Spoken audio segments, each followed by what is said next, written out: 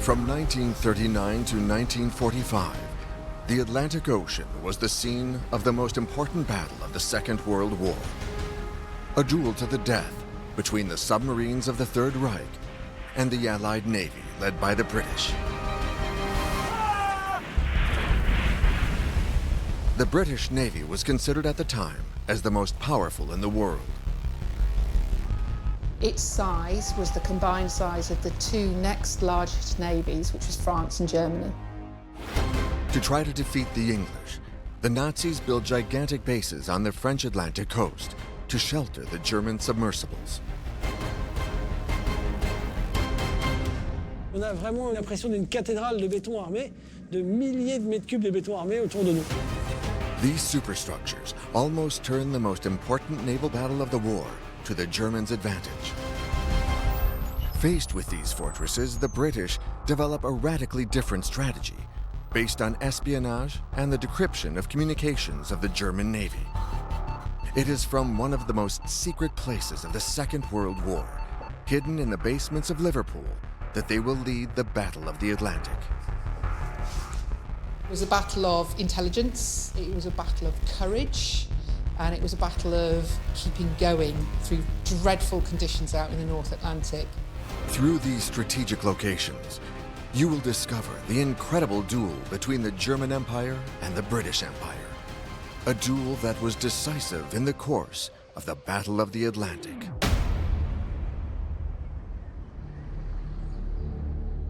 The French ports of Brest, Lorient, Saint-Nazaire, La Rochelle, and Bordeaux are home to the largest buildings built by the Nazis outside German territory. Authentic fortress castles on the Atlantic, they still embody today the madness of a Reich that already saw itself as master of Europe. Remaining in its original state since 1945, the base of Saint-Nazaire still contains numerous vestiges.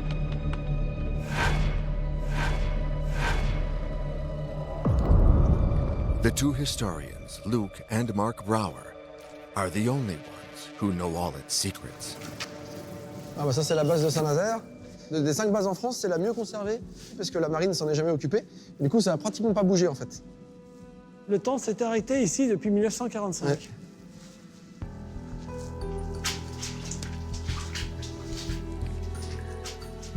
Cette partie était en fait réservée pour les ouvriers pour faire des logements. Dans cette pièce-là, il y a encore des lits? Ouais, il y a encore des lits ici. Ouais. Here were hundreds of workers and technicians. C'est là qu'il y a le marquage avec l'encre de marine. Et voilà. Donc là, on voit l'insigne porté par les marins allemands des transmissions.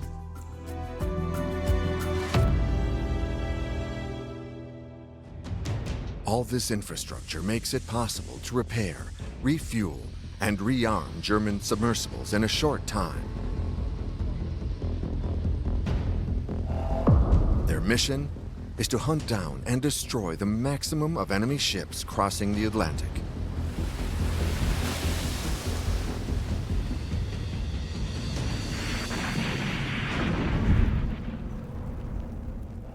Lorient is the largest of these bases. Il y avait en tout 7 alvéoles. Bien sûr. Vous pouvez protéger ici 13 sous-marins à la fois. Ouais. Et on voit bien la porte flottante qui va permettre de bloquer l'eau et de mettre le sous-marin à sec. Et une fois que le sous-marin était rentré, le volet blindé s'abaissait de façon à rendre l'alvéole totalement sécurisée et plus aucune bombe, aucune torpille ne pouvait accéder ici au sous-marin. To understand the origin of these indestructible bunkers, we must go back to September 1st, 1939. That day, a German battleship fired the first shots of the Second World War. Great Britain goes to war 2 days later on the order of its Prime Minister. This country is at war with Germany. For the Führer and his generals, the looming confrontation is coming too soon. The Commander-in-Chief, High Admiral Raeder, and Admiral Dönitz, Chief of the Submarine Fleet, will have to deal with it. Karl Dönitz refuses to voice any pessimism. This war is his moment. For the past 5 years, this underwater specialist has been training a whole generation of submarines in the Baltic Sea. His young sailors are now ready to die for him and Nazi Germany. Sure of himself, upon entering the war, he galvanizes them. We know our enemy. We have the right weapons and the command that can face him. The war will be long, but we will win if everyone does his job. However, he had only 57 submarines out of the 300 that he believed would allow him to win the war against the British fleet. It's not much, but he'll be relentless in his attacks. On September 3rd, 1939, he decided to hit the British first. Their first victim will be the British liner Athenia. Heading to New York, it carries 1,400 civilians. 128 people will perish in the sinking. The others will be rescued at the last moment the next morning. Karl Dönitz kicks off a huge chess game against the English to control the sea lanes. Its purpose is to stifle the economy of the British Isles by isolating them from the rest of the world. This is the beginning of the Battle of the Atlantic. As Churchill said, everything in the Second World War depended on the outcome of the Battle of the Atlantic. 70% of Britain's food came through onto the sea routes. To starve England, Dönitz pushes his commanders to torpedo a maximum of merchant ships. He instructs them to have no pity. Do not spare anyone. Take care only of your submersible and push for victory as fast as possible. We must destroy the enemy. Nothing else matters. To undermine the morale of the British and galvanize his troops, Dönitz needs a stunning blow.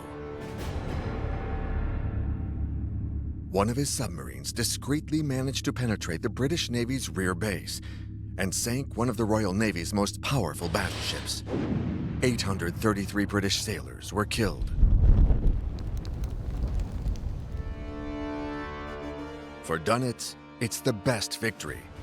Against all odds, the beginning of the war benefited the submersibles. The Führer is now convinced that the underwater weapon is his key weapon in his attempt to bring the British to their knees.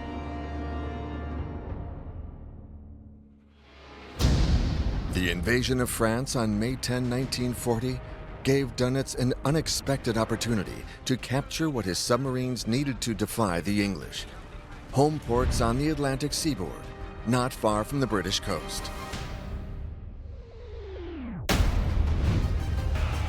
While the German motorized detachments rushed to take control of the main French ports, the English army is pushed back onto the beaches of Dunkirk, and it re-embarks. The British are now the last adversaries in the way of the Nazis, who are already considering an invasion of the United Kingdom.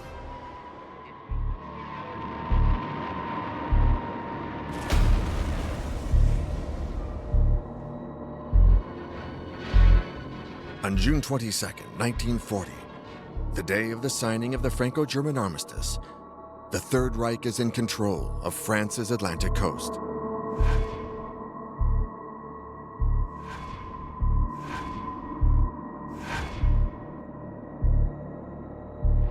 The next day, Admiral Dönitz inspects the Breton ports of Brest, Lorient, and Saint-Nazaire. He chooses Lorient to become the first operational port for U-boats in France. The peninsula of Karaman is an ideal location to install a large base in the future. On peut comprendre l'intérêt de choisir l'Orient. Pour les sous-marins allemands qui partent du nord de l'Allemagne au départ de la guerre, là pour faire le blocus de l'Angleterre, maintenant qu'ils occupent ces grands ports bretons, ils sont beaucoup plus prêts pour être sur les champs de bataille. Ils vont gagner 1 à 2 semaines d'économie de trajet. Et pour les U-boats, c'est stratégique. 15 jours Oui. après l'armistice, le 7 juillet 40, arrive ici, par là, l'U-30 de l'Emp, et c'est le premier sous-marin allemand qui arrive dans un port français.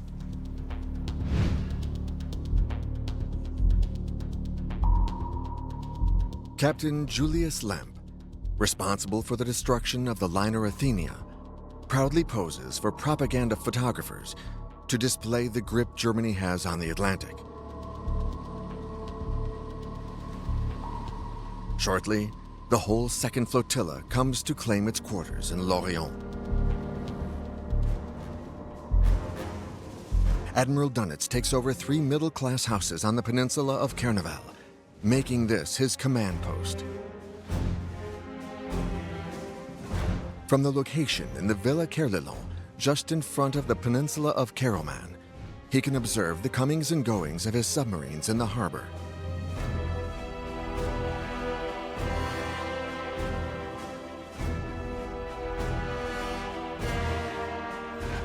He personalizes the space by installing in the small bar a Kriegsmarine clock and a coffee table.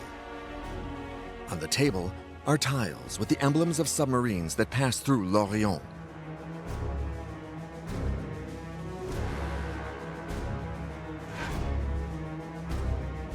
He also launches the construction of a command bunker attached to the Villa Kerlilon. He will settle his staff there.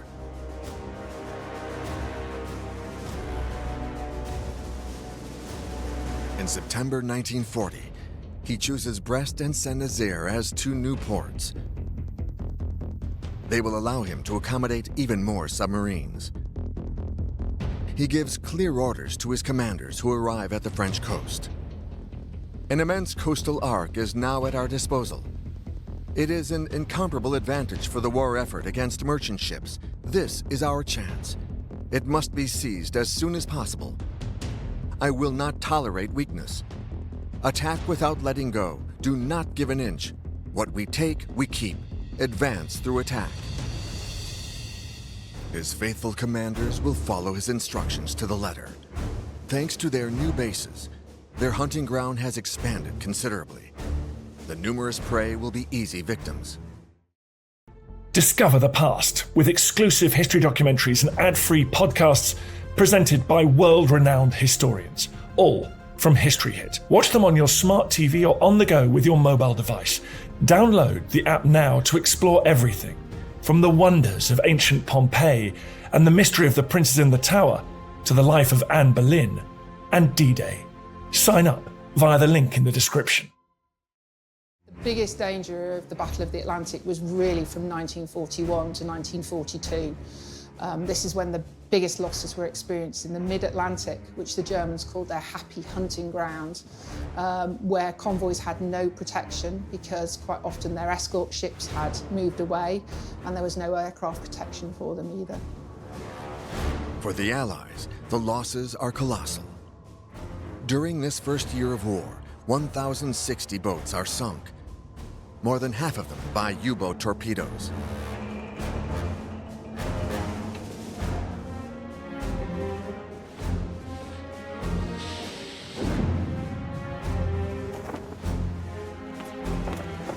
At the front of the submarines, the pennants show the tonnage of the sunken ships, which accumulates as fast as the number of the ornaments.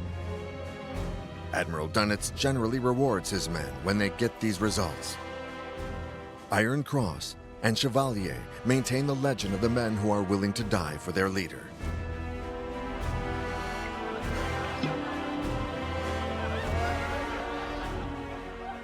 C'est là qu'apparaissent les commandants dits les As, notamment comme Kretschmer, Prienne, Schepke, qui viennent ici faire relâche à Lorient, qui font d'ailleurs se font concurrence tous les 3 ensemble.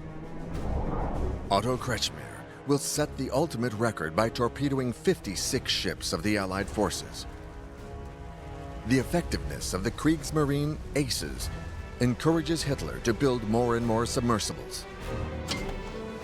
In the German arsenals, the pace is hellish. A submarine is launched every 3 days. Admiral Dönitz will soon be able to count on an additional 200 U-boats.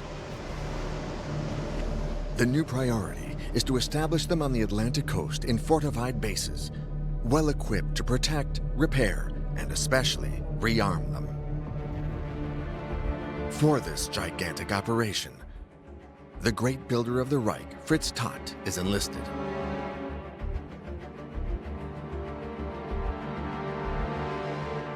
This early companion of the Führer rises to Minister of Armament of the Reich. He directs a huge organization of public works that develops the aura of the Nazi regime on a massive scale. His leadership since 1934 has contributed to the building of 3,000 kilometers of German motorways and the 600 kilometers of fortifications between Germany and France, the Siegfried Line. The Todt paramilitary organization, which employs the best German engineers, bears his name. The Reich's Labor Department can mobilize a large workforce in minimum time, even on mega projects.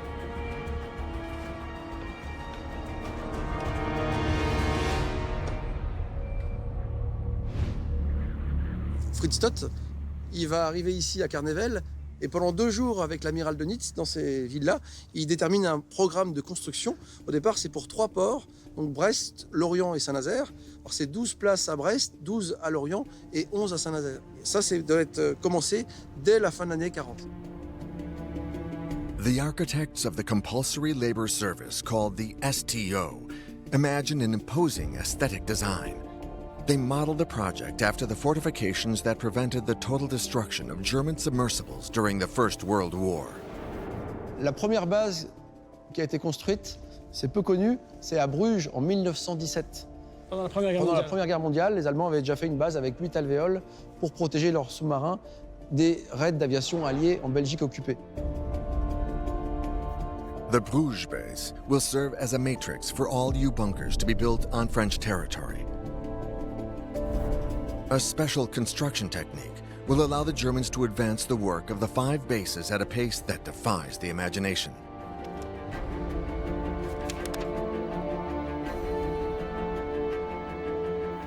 A huge dike is first built to dry the site, which allows workers to work in dry conditions. The next step is the manufacture of the metal skeleton of the bunker.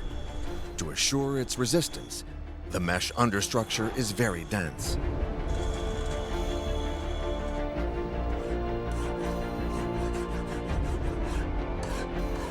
An iron rod every 10 centimeters.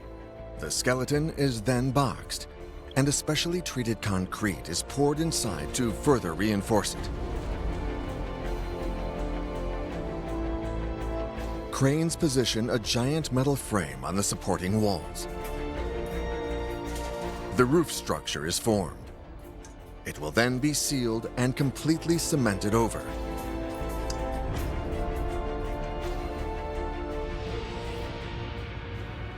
At the end of the construction phase, the dikes are destroyed and the water rushes into the cells, making the space ready to accommodate the precious submarines. Alors ce principe de construction assez incroyable, parce qu'on a sur des dimensions et des volumes de béton gigantesques, seront les mêmes principes sur les 5 bases.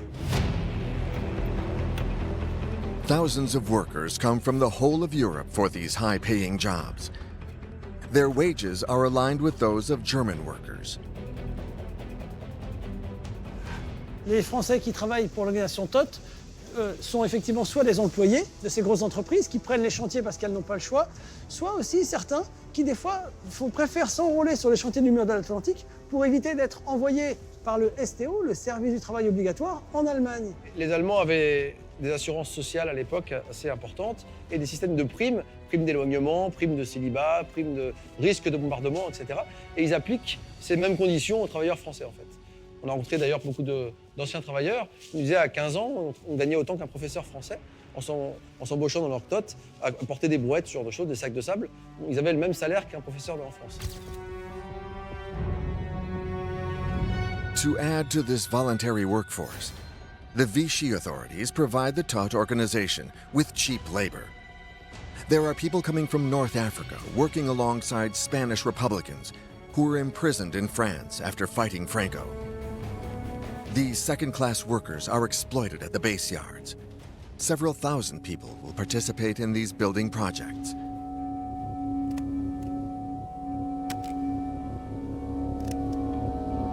Later, hundreds of technicians set them up to operate independently.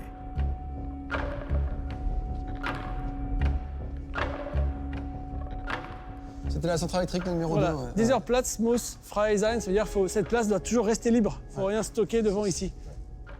On va aller faire un petit tour à l'intérieur. Ouais.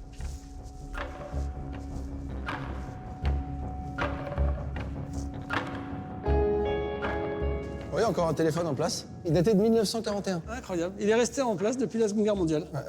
Avec la plaque marquée Siemens sur le côté. Et on voit la cloche ici à l'arrière. Pour la sonnerie. Pour Ouais. la sonnerie, avec les petites résistances. Et là, en fait, tout ça fait partie Voilà.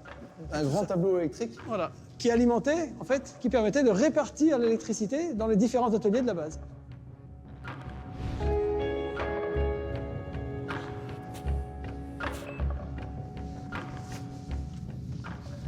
Incroyable, regarde, encore les marquages, moteur 1, moteur 2. C'était la salle des transformateurs pour transformer l'énergie qui arrivait à très haut voltage. On voit ici, on pouvait passer d'un voltage à un autre. Il y avait du 220 et du 380. Parce qu'il y avait aussi les appareils français qui fonctionnaient, les appareils allemands. On voit les arrivées des câbles. Voilà, et ils pouvaient se brancher après avec leurs appareils directement pour travailler sur les sous-marins.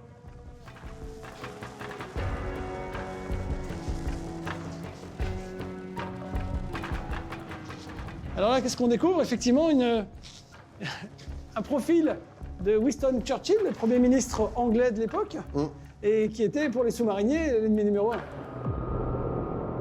Prime Minister Winston Churchill, the sworn enemy of Hitler. To prevent the construction of German bunkers, in April 1941 he launched the Royal Air Force in an attack on the Germans' constructions on the French coast. But the Kriegsmarine's air defenses are well organized and efficient.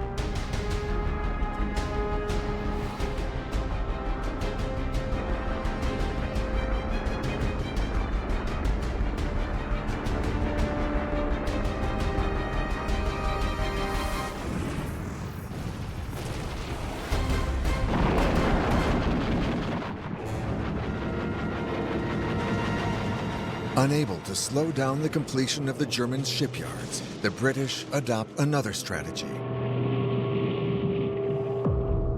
In Liverpool, the largest English port, the Royal Navy installs a new command post. From here, they will organize all the combat strategy against the submarines and protect their convoys. We are underneath what was known as Derby House in Exchange Flag Square behind the town hall. This is possibly one of the most important buildings of the Second World War for the Allies. We're currently under street level in what's known as the map room or the operations room.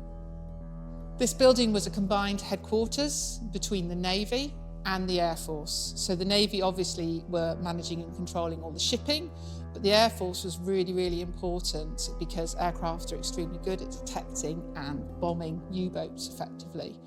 The building took about 300 people. 80% of those staff were women, many of whom were very young, around the ages of 17, 18, 19. Many of the men who worked here were reserve officers and over the age of 40, because if you were younger than that, you would be at the fighting front. It was here that one of the most important decisions for the conduct of the Battle of the Atlantic was made. The temporary abandonment of the bombings of the underwater bases on the French coasts. Those U-boat bases they're still there. They were built with roofs, I don't know how thick, they were almost impregnable. So again, where do you get most bang for your buck, as we say? It's better to try and focus your resources on sinking U-boats in the North Atlantic and bombing civilian targets in Germany than trying to bomb something that is impregnable. As a result, the Germans complete the construction of their Saint-Nazaire base almost unhindered. The first 3 cells were built in just 3 months. June 30, 1941, Admiral Dönitz inaugurates the base with great pomp. and Fritz Todd gives him the original plans as a symbol of this feat.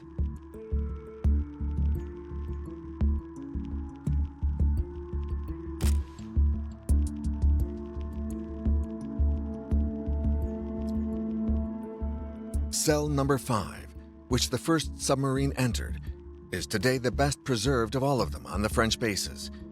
It's the one where we can observe the greatest number of traces left by the German crews. Alors l'alvéole 5, elle est vraiment dans son état d'origine. Ouais. Il y a encore on voit bien les ponts roulants qui sont restés en place. Il y a 2 ponts roulants là. Les numéros. T'en as encore un avec là-bas. les Ouais. box. Ouais. Box 5, marqué d'époque. Ouais. Et t'as même le passage en bois là, Ouais. sur le haut de l'alvéole. Alors ça, c'est vraiment le dernier qui doit rester de toutes les bases. Hein.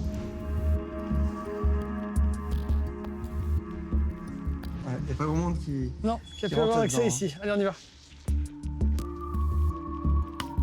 The crucial element that makes these war machines go is obviously diesel. So bases also serve as service stations. Once filled, the submersibles can travel thousands of kilometers. Alors on arrive sous le niveau du sol. C'était ce qu'on appelait la station-service de la base, où ils allaient en fait alimenter en carburant, en gasoil, tous les U-boats dans les 14 alvéoles. Il y avait 20 U-boats différents. Ouais. Ici, il y a des immenses cuves qui remontent jusqu'au toit de la base sous-marine. Des cuves en acier, on voit les parois.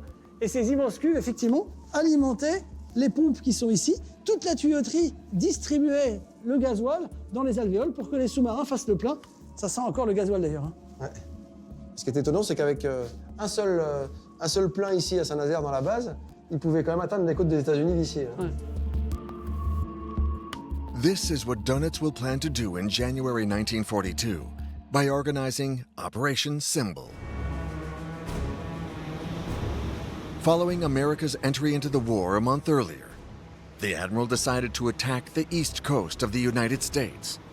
U-boats departing from the French bases cross the Atlantic in 15 days and torpedo all ships they encounter.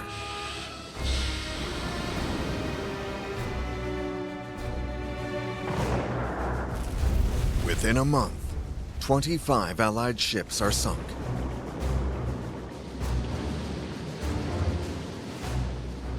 This is a new success for the German submarines and their leader. Admiral Donitz took the opportunity to inform all the German staff.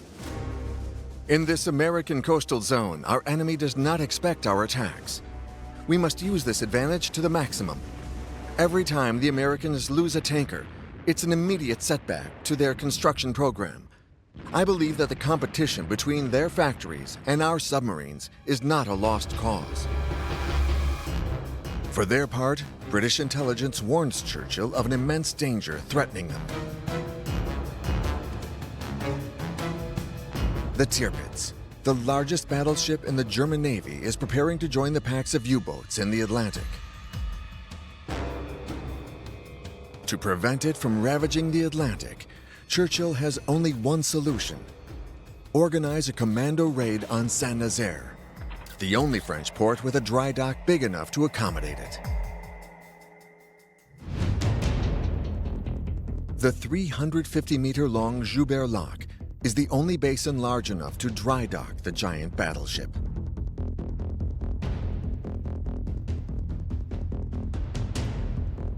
This attack will be the first major operation of the British commandos on the occupied French coasts. On the night of March 28, 1942, 611 British soldiers attacked by sea the port of Saint-Nazaire, defended by 4,000 Nazi soldiers. When the German commandos land, they come under fire from the Germans positioned on the roof of the base. 170 men are killed, 200 others are taken prisoner. But their mission will succeed thanks to a ship loaded with explosives. The next day, the Germans discover the destroyer HMS Campbelltown, caught in the mouth of the Joubert Lock. Ils vont détruire la forme Joubert parce que le navire, le Campbelltown, est rempli d'explosifs, donc il va exploser au petit matin. Voilà, 5 tonnes d'explosifs qui explosent le lendemain en plein jour. Voilà. Donc là, effectivement, cet objectif est atteint. Et donc c'est un des grands succès de ce raid incroyable. Ils se sont jetés dans la gueule du loup. Et par contre, la partie neutralisation de la base sous-marine est un échec. In 1942, Construction of the U-bunkers of La Rochelle and Bordeaux is still underway. 98 U-boats. An incredible organization is being set up which allows attack missions to be carried out continuously in the Atlantic.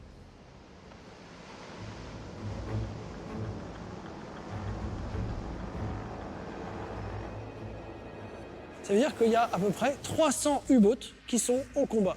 Une centaine en réparation dans les différents points d'appui en France, à peu près un autre tiers, une autre centaine qui va être sur les voies de retour ou d'aller des zones d'opération, et une centaine qui est en train de combattre.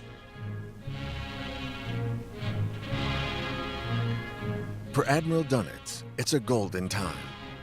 It is with pride that he welcomes Japanese allies into his largest base in Lorient.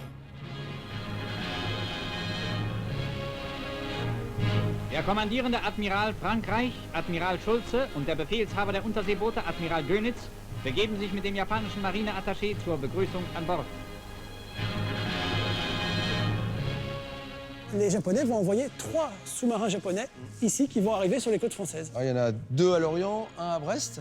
Et ce sont des sous-marins, en fait, plutôt que des sous-marins de bataille, des sous-marins cargo. Voilà. Car ils ont des énormes cales qui leur permettent de transporter des matières premières qui sont indispensables à l'industrie allemande, de l'opium, de la quinine, du caoutchouc.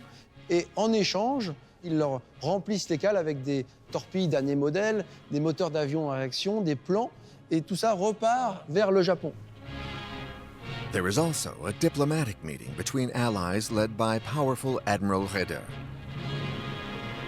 German news stories tell of a welcoming interaction of exchanges between Japanese submariners and Germans about culture and sports. This illustrates that they have become brothers in arms.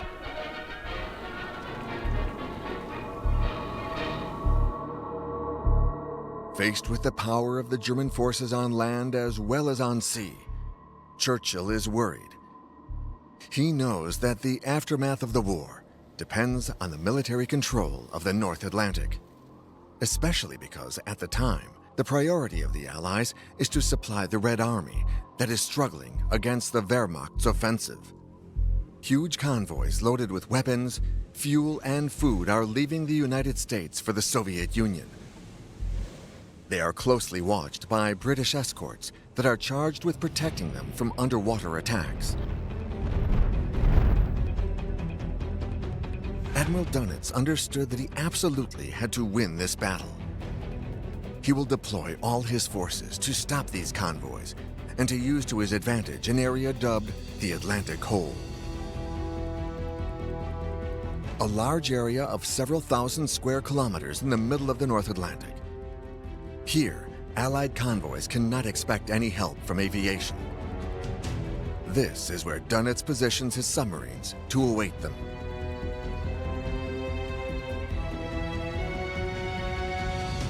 When a U-boat spots a ship, it picks it up and warns the Admiral's headquarters by radio.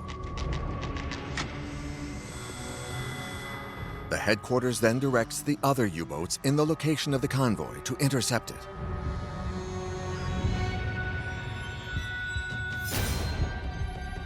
This sudden convergence of submarines in the manner of a pack of wolves panics the Allies. These group attacks devastate the Allies and become Dunitz's hallmark. But this formidable tactic has a weak point, which will eventually cause the loss of Nazi submarines. It uses a lot of radio communications from one place, a place today forgotten.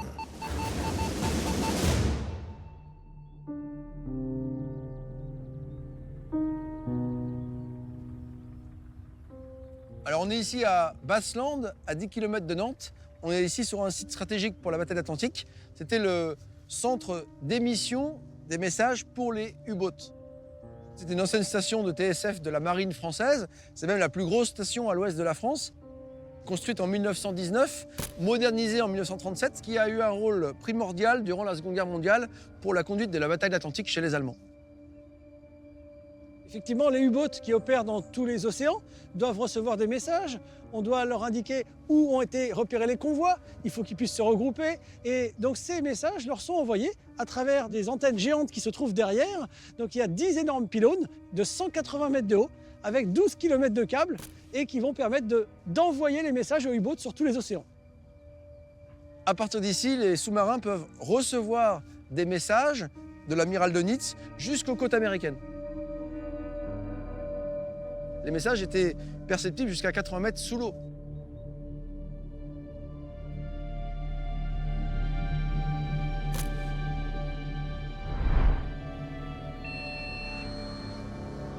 From his headquarters in Kernevel, Karl Dönitz encrypts his orders. Confident in their Enigma machine, the Germans deem their coded messages as indecipherable. At Bas-Lond, the communications are amplified to be sent to the entire fleet in operation.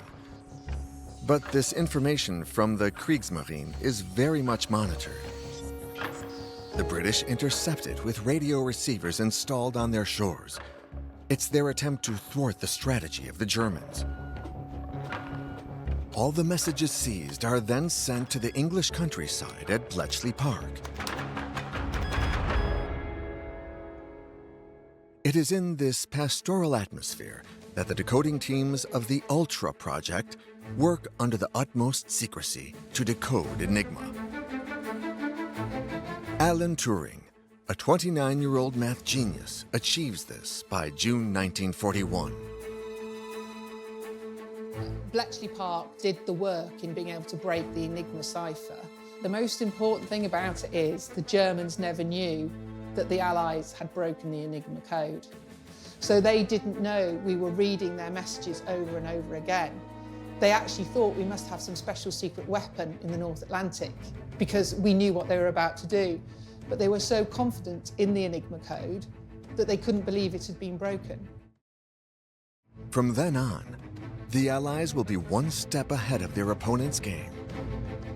To protect the convoys, the British intelligence service also cross-checks its information with another very important source, the networks of the French resistance, like that of La Rochelle.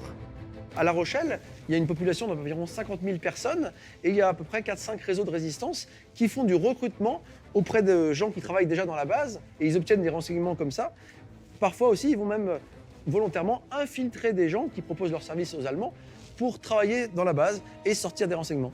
Comme ils ne peuvent pas avoir accès directement aux sous-marins et faire des sabotages, ça va principalement se limiter à faire du renseignement de façon à ce que les Alliés sachent quand un sous-marin arrive, quand il repart, quand on voit la fanfare qui commence à se préparer, ça veut dire qu'une heure plus tard, un sous-marin va arriver. Les sous-mariniers qui allaient dans les bars ou dans les hôtels, qui se saoulaient parce qu'ils savaient que le lendemain ils repartaient, en étant un peu saoul, ils lâchaient des informations qui étaient remontées et qui arrivaient aux Alliés. In Lorient, one man will be particularly effective in this intelligence war. The maritime engineer Jacques Stoskov belongs to the Alliance network. He hides his game so well that he becomes deputy director of Karaman's arsenal. Tout le monde pensait à Lorient que c'était le collaborateur parfait. C'était un Alsacien qui parlait couramment l'allemand, qu'on voyait souvent avec les Allemands. Et c'est lui, en fait, qui transmettait tous les renseignements sur les sous-marins qui sortaient, quand les insignes qu'ils portaient, combien ils ramenaient de fanions, etc. Endowed with an extraordinary memory, Stoskov memorizes all the comings and goings of the German submarines in the Bay of Lorient.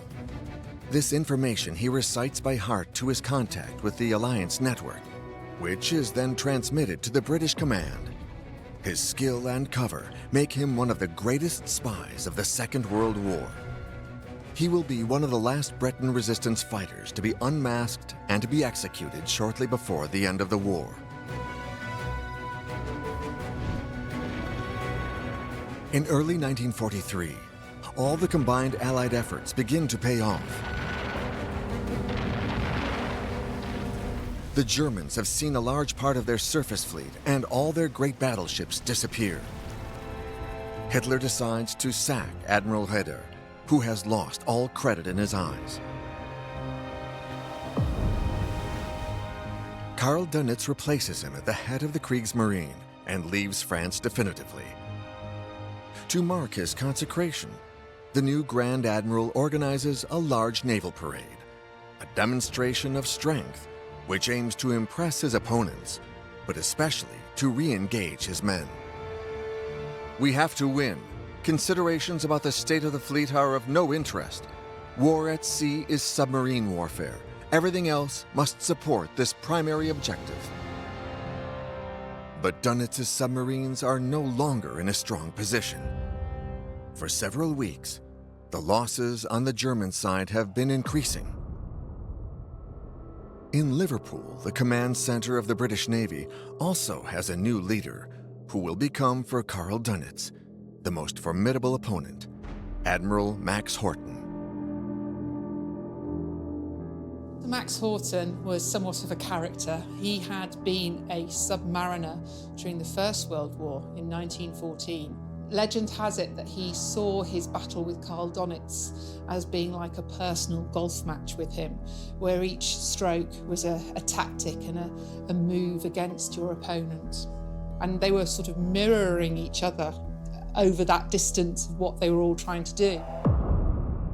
To take advantage, Admiral Horten will use the Allies' progress in the field of detection.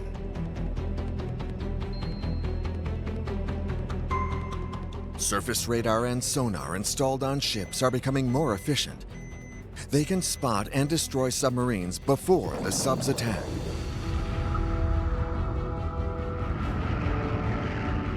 New models of long-range aircraft now provide aerial coverage of shipping routes. Ruthlessly, they hunt down German submersibles.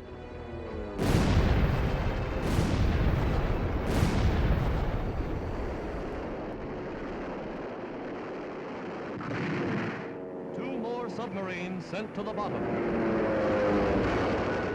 In May 1943, Dönitz lost 41 submarines, half his combat strength.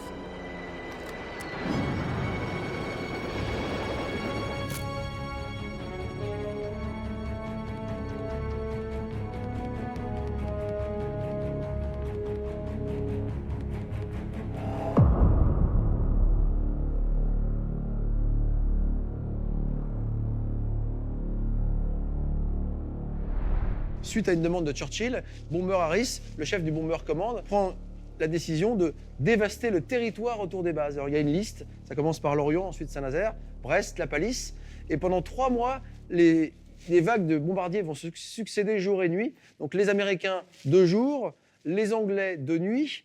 Ils lancent jusqu'à 250 000 bombes incendiaires pour certains raids, et en fait les villes de Lorient et Saint-Nazaire sont complètement détruites.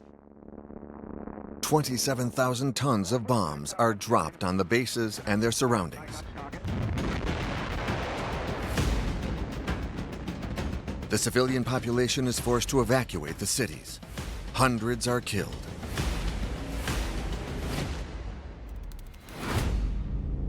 Shipyard workshops are destroyed, but the basics continue to work. The roofs, composed of 3 layers of concrete, resist Allied bombing. An incredible bidding is taking place.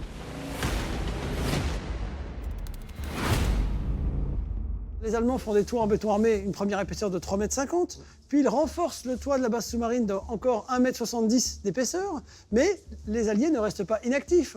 Eux se disent, voilà, on a 5 mètres de béton armé à percer, et ils vont produire des bombes énormes jusqu'aux bombes Tallboy, qui faisaient 5,5 tonnes. Et donc c'est effectivement toujours, les Alliés progressent, les Allemands rajoutent une couche de béton. Les Alliés progressent avec leurs bombes, les Allemands rajoutent une couche de béton. To deaden the shock of these giant bombs, German engineers design a system called Fangost. This forms the first protective layer of the roof. It is composed of parallel beams placed over corridors, which are called explosion or burst chambers. Ici, donc, nous sommes dans cette chambre d'éclatement sur le toit de la base sous-marine de Lorient, avec les poutrelles de ces structures Fangrost. Et c'est drôlement impressionnant, on a cette lumière qui passe entre ces poutrelles, et on a vraiment une notion, un petit peu d'impression d'une cathédrale de béton armé, de milliers de mètres cubes de béton armé autour de nous.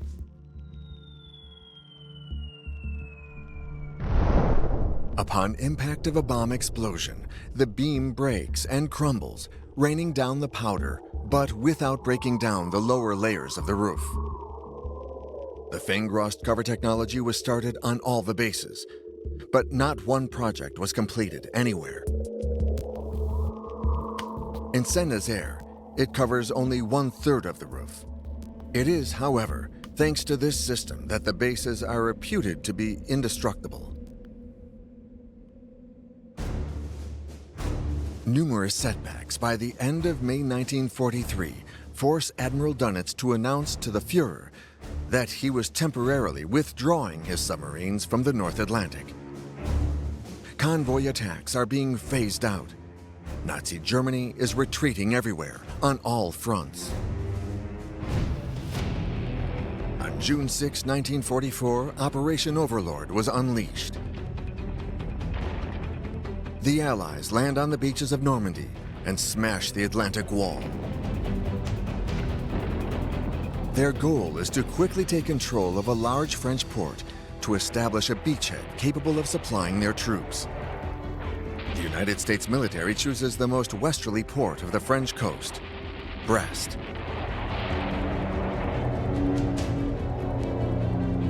On July 27, 1944, began a fierce battle around the submarine base that serves as a shelter for German troops. Brest is flattened. After a month and a half of fierce fighting, the U.S. forces win. But the battle brings heavy losses. Mais la bataille coûte cher, hein. 10 000 hommes mis hors de combat, tués, blessés pour l'armée américaine, un siège qui a duré 1 mois et demi. Et en fait, le port est complètement inutilisable. Il reste 3 bases, Lorient, Saint-Nazaire, La Pallice. Et en fait, ces bases vont rester au centre de ce qu'on appellera les poches de l'Atlantique. In Lorient, Saint-Nazaire, and La Rochelle, nearly 120,000 German soldiers are besieged. Underwater bases become impregnable fortresses, symbols of the ultimate German resistance. Hitler even orders that these pockets of the Atlantic be defended until the last man.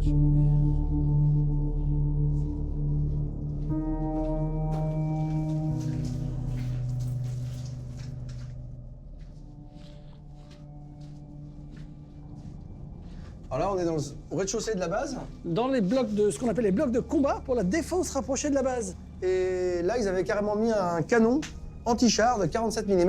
Ouais.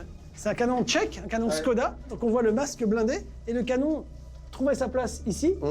Et il pouvait effectivement... À protéger tout l'accès arrière à la base, en fait.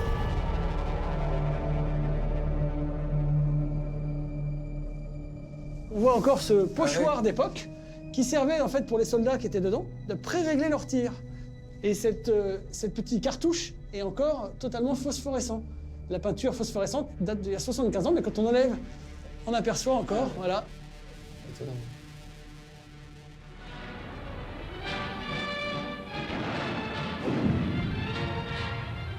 Some of the personnel of the submarine bases will join the combat units. The workshops are adapted so that tanks and land armaments can be built there.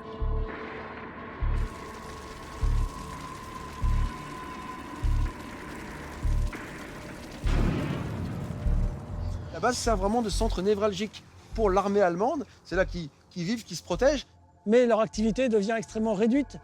Il y a quand même quelque part dans l'esprit des Allemands de les conserver. Ils ont peur que si les Alliés s'en saisissent, ils les dynamitent. Et alors qu'ils se disent peut-être qu'on arrivera à reprendre le dessus avec les armes V, à réutiliser ces bases. Donc il faut à tout prix les conserver. C'est vraiment le cœur des forteresses et c'est vraiment l'objet à préserver à tout prix. The German soldiers who are holed up in these bunkers will hold on until the end of the war. Lorient and Saint-Nazaire will be liberated 2 days after the surrender on May 8, 1945. Once again, the walls of these bases testify to history. Là, on traverse l'alvéole, numéro 5 de la base de Saint-Nazaire. Et on voit une belle croix de Lorraine avec le V de la victoire. Et on sait quelle unité, en fait, c'est le 4e régiment de fusiliers marins qui a pris la base ici le 11 mai 45, qui a peint cette croix de Lorraine ici. Ces étranges véhicules ont été construits clandestinement par les hommes de la Résistance. General de Gaulle will make the Breton ports the symbol of reconstruction. The bases that had been under German Marines as abandoned structures will now be invested by the French Navy.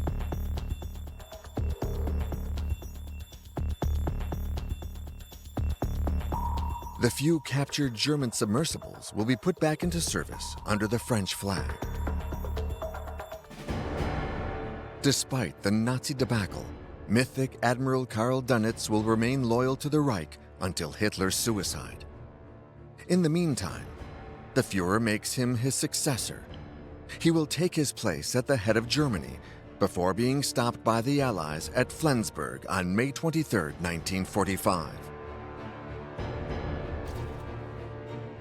A few months later at the Nuremberg trial, he is found in the box of the accused with many of the surviving Nazi dignitaries. Accused of crimes against humanity and war crimes because he ordered his submarines not to rescue the castaways of the torpedoed ships. He will escape the rope, but will serve 10 years in prison.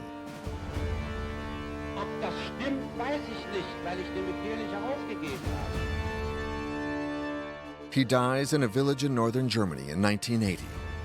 5,000 people, including many veterans of the Navy, will attend his funeral.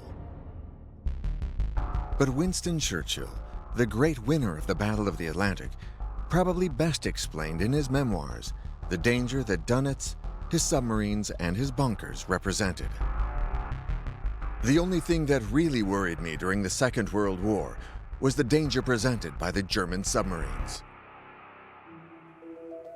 The submarine bases of the French coastline are the last vestiges of Nazi Germany's desire to dominate the Atlantic. Like the Third Reich's dream of lasting forever, the bases do still seem indestructible today. Yet, the reinforced concrete of which they are constructed is heading towards its own demise. Day after day, drop by drop, their metal core is rusting away.